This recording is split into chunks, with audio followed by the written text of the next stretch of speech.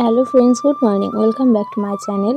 তো এখন সকাল বাজছে 6:45 আর আমি এখন ঘুম থেকে উঠে বাইরে আসলাম। এসে একটু তোমাদের সাথে ক্যামেরায় অন করে আবার চলে আসলাম এদিকে জানালাগুলো খুলতে। তো জানালাগুলো অন্যদিন আটা থাকে না, আজকে কেন মা এঁটে দিয়েছে, হয়তো সেদিন বৃষ্টি হয়েছিল বলে তাই হয়তো এঁটে দিয়েছে। আর তারপর দেখো সকালে চলে আসলাম ঘরে যে সমস্ত জিনিসপত্রগুলো আছে, দুধ টুধ ইন্ডাকশন এই সমস্ত বার করতে। আর এদিকে লাইটটা জ্বালতে আমার ছেলে নড়লো। তারপর ঘটে গেল এই দেখো, তারপর যে কি ঘটনা ঘটে গেল। আর তারপর সকালটা আমার পুরো যে কিভাবে উলটপালট হয়ে গেল, মজাটা শুধু একবার দেখো। হাত থেকে কি করে জানি না থালাটা একদম উল্টে চলে গেল। মানে আমার ছেলের ওই দুধ চাপা দেওয়া ছিল, থালাটা পুরো পড়ে গেল। আর থালাটায় ছিল একটু জল।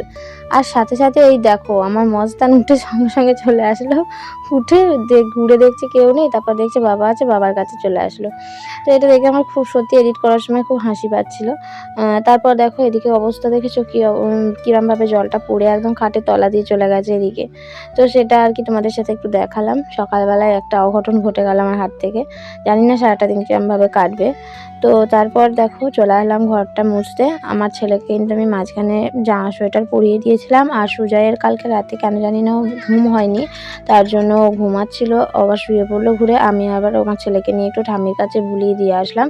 তারপর চলে আসলাম সকালে কাজবাজ করতে। আর আমার ছেলেকে যেহেতু এখন ওই 4:30-5টার দিকে খাওয়াই, তো ঘুম থেকে উঠিয়ে খাওয়ার অত ঝামেলা নেই, আগে কাজ করে নিচ্ছি তারপর ওকে খাওয়াবো।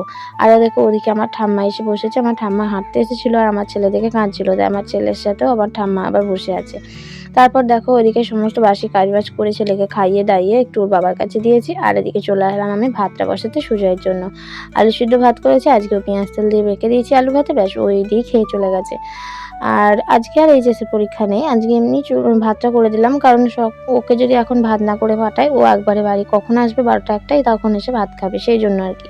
তারপর দেখো ওকে খাইয়ে দিয়ে ওকে ভাত চাপিয়ে ওর বাবার কাছে দিয়ে তারপর আমি চলে আসলাম আমার ছেলের যে সমস্ত জামা কাপড়গুলো ছিল সেগুলোকে কাচতে। আর রাত্রিবেলা টয়লেট করে, তো এখন কাঁথা টাথা বেশ ভালোই কিছুই কাচতে হয় সকালবেলা আমাকে। আগে প্যাম্পাস করতে অতটা কাচাকুচি ছিল না, এখন অনেকটাই কাচতে হয়। তো সমস্ত কাচাকুচি করে নিলাম। চলো এখানেই শেষ।